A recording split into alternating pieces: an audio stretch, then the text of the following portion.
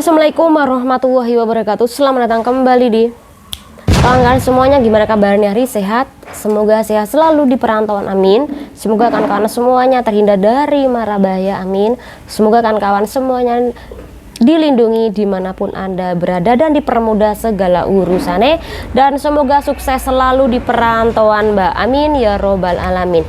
Nah, Mbak semuanya, kali ini kita bakal membahas sebuah berita dan juga sekaligus pembahasan yang lagi viral yang gini TikTok. Jadi silakan disimak kan kawan, videonya hanya di channel ini. Oke, pembahasan yang pertama. Ini kejadian kemarin Minggu tanggal 18 Agustus 2024. Ini kejadian di Victoria Park.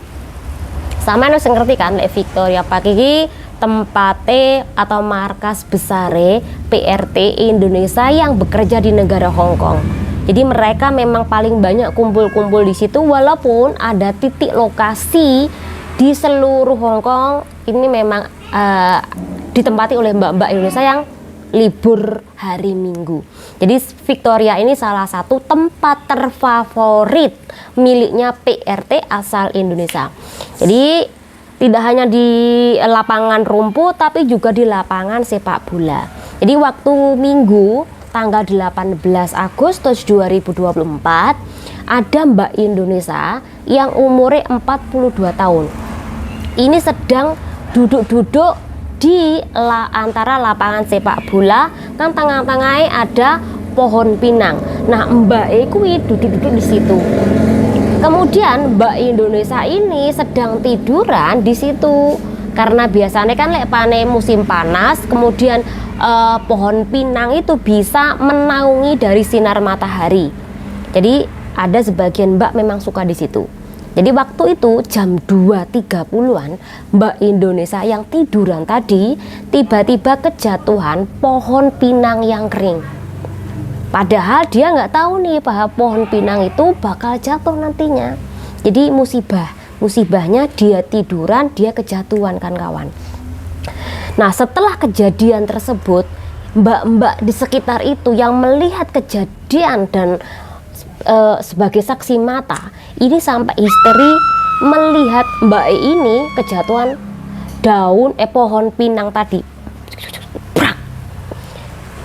Kemudian kena mbak yang belakang sini. Ketika mbak kena di sini, Mbak Eki masih bisa duduk. Jadi setelah dia tidur, dia masih bisa duduk. Kemudian dia masih bisa minum air dan masih bisa jalan kan kawan. Kemudian ada salah satu petugas dari lapangan Victoria Park ini ngelihat kejadian, kemudian langsung telepon petugas dari rumah sakit. Kemudian di situ datanglah petugas ambulan, kemudian membawa mbaknya ini ke rumah sakit kan kawan, yaitu di Ruton C. Itu sekitaran Victoria Park sana juga. Jadi tidak diketahui apakah mbaknya ini mengalami luka yang serius apa enggaknya. Tapi ketika dipapah oleh petugas, mbak ini masih bisa berjalan kan kawan. Artinya dia insya Allah tidak apa-apa, tapi sekali lagi lebih baik kan diperiksa, dibawa ke rumah sakit kan kawan. Jadi di dalam kasus ini bagaimana sih? Memang musibah tidak ada dalam kalender, tapi sekali lagi peringatan buat kawan-kawan semuanya, sekalipun tidak ada angin, tetapi ketika kawan mau tiduran di bawah pohon atau di bawah pohon pinang, hati-hati dan coba ditengok di atas, apakah di atas itu ada yang warnanya sudah tua mau menjatuhkan diri, atau memang ada yang sampai uglik-uglik kayak gini. Kalau kayak uglik-uglik kayak gini atau mungkin kelihatan sudah tua, mendingan nggak usah duduk di situ kan kawan. Nggak hanya pohon pinang, tapi pohon-pohon lainnya kalau memang di situ ada ranting yang hampir patah, mending nggak usah duduk di bawah pohon. Semoga dengan adanya kasus seperti ini menjadi wawasan mbak-mbak semuanya memilih tempat yang aman ketika libur di bawah pohon untuk menghindari sinar matahari kan kawan. Semoga bermanfaat nggih kawan. Kita bakal bahas kasus yang kedua. Jadi cerita nih, kemarin ada Mas Korea yang inisial M. Ini memang memiliki follower yang lumayan banyak di TikTok. Nah, Mas ini dulu punya pacar Mbak Indonesia yang bekerja di negara Hong Kong. Setelah itu nggak tahu apakah hubungan mereka kandas apa enggaknya. Kemudian liburan tahun ini Mas Korea tersebut ini datanglah ke Taiwan kan kawan. Datang ke Taiwan, kemudian dia ini datang ke Taiwan nggak hanya liburan, tapi bertemu cewek-cewek Taiwan sana. Dan yang dia DM-i ini adalah cewek-cewek yang memiliki follower juga banyak. Jadi memiliki pengikut juga banyak. Kemudian dari DM itu dia dapat 2 cewek Taiwan. Dan dua-duanya ini juga memiliki pengikut di TikTok lumayan banyak. Setelah dia ketemu dan kemudian mengencani dua-duanya, dan salah satu dari si korban atau cewek tersebut tadi ini mengupload video Mas M yang kerja di Korea tadi kan. Akhirnya karena si Mbak ini juga memiliki pengikut yang banyak, terus kemudian jadi rame. Nah, salah satu dari korban yang kerja di Taiwan satunya lagi ini langsung komen ke TikToknya si Mbak tadi, yang akhirnya diketahui Mas Korea itu ternyata ke Taiwan menemui 2 cewek.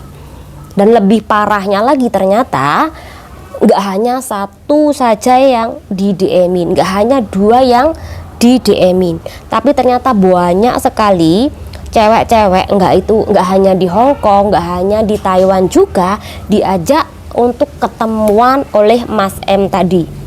Di dalam kasus ini apa sih yang bisa diambil pelajarannya? Sekali lagi, jangan terlalu memurahkan diri Anda untuk laki-laki yang jelas-jelas itu cuma main-main sama sampean-sampean, Mbak.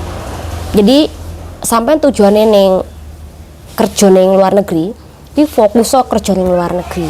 Jadi jangan sampai Anda cuman karena tampang dia ini kerjanya di Korea, Jepang, kemudian tampangnya lumayan oke, kemudian sampean tuh mau aja cuman ketemuan membayarkan semua kebutuhan Mase, kemudian juga menyerahkan kehormatan sampean. Jadi sekali lagi, jadilah perempuan yang mahal ketika sampean bekerja di luar negeri. Itu saran aja.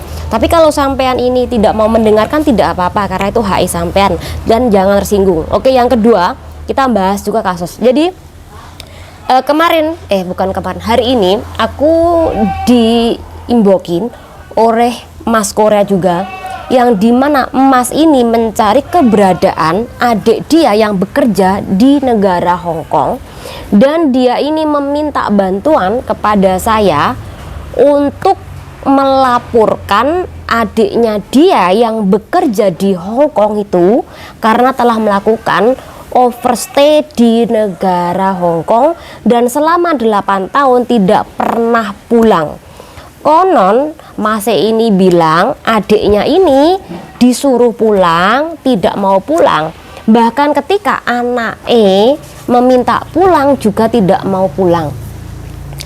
Jadi aku hanya menyarankan untuk lebih baik melaporkan hal ini ke KJRI. Tapi Mas itu memaksa bagaimana caranya untuk melaporkan si adiknya ini ke polisi atau ke imigrasi bagian penyidikan. Kan overstay nih, kan OS nih. Bagaimana caranya agar adiknya itu ketangkep dan kemudian dipulangkan ke Indonesia.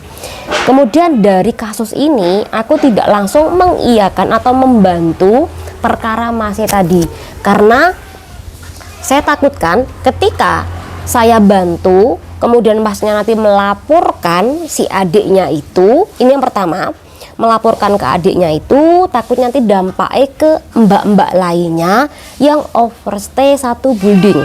Ini yang pertama. Kemudian yang kedua, apakah itu benar adik Mas atau pacar Mas? Ini yang tidak saya ketahui karena dia tidak jujur. Jadi dalam kasus ini sekali lagi buat kawan-kawan semuanya untuk lebih berhati-hati ketika kawan-kawan overstay atau kawan-kawan dimintai bantuan untuk melaporkan mbak-mbak yang overstay. Sekali lagi, mereka memang salah, tetapi itu hak mereka. Kita tidak perlu ikut-ikut mencampuri urusan mereka, apalagi melakukan pelaporan terhadap mereka-mereka yang overstay. Karena bagaimanapun biarkan hukum alam yang akan berkata, pasti ketangkep, nggak mungkin ketangkep tanpa kita ikut campur di dalam pelaporan. Ya, lebih baik seperti itu. Biarkan mereka mencari rezekinya, kita pun juga mencari rezeki di jalan yang legal tadi atau memiliki majikan kawan-kawan. Jadi tidak perlu kita itu mematikan pekerjaan orang lain. Biarkan mereka berproses sendiri, itu menjadi urusan mereka. Semoga dengan adanya pembahasan ini bermanfaat buat kawan-kawan semuanya. Jangan diri. Wassalamualaikum warahmatullahi wabarakatuh. Bye.